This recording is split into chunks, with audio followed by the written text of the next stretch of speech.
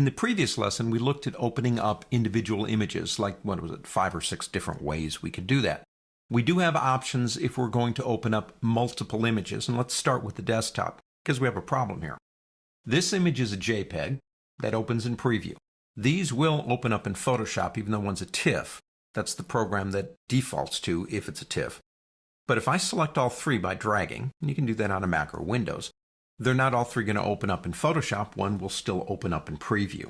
So don't forget, if you're opening multiple images by a drag selection on your computer, right-click your mouse and go down to Open With and select Photoshop from here. And there they are. All 3 are nice and open in Adobe Photoshop. Let's go ahead and close them down. Now here's a trick you might not know about opening multiple images somewhere outside of, say, the bridge. If I come to File, Open, and there they are, there's the 3 that we've been playing around with.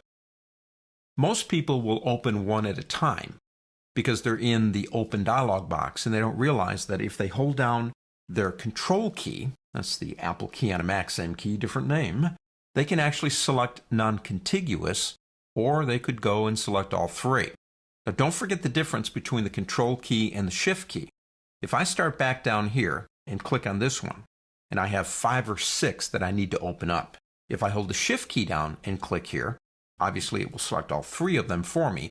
But if I want to select 1 or 2 and they're not in order, non-contiguous files, I can select this one by holding the Control key down and then select any others that I want, and Photoshop will be more than glad to open them for me. Let's close them down one more time. The best way to do this, I think, in terms of just organization, is the mini bridge or the bridge. So if we go into mini bridge, the same thing. If I select an image here, I can hold down the Control key and select one over here. I think we know how to do that. Same thing in the big guy, the bridge. We could do the same thing right here. I can select this one, hold the Shift key down and select this one, and then open them up.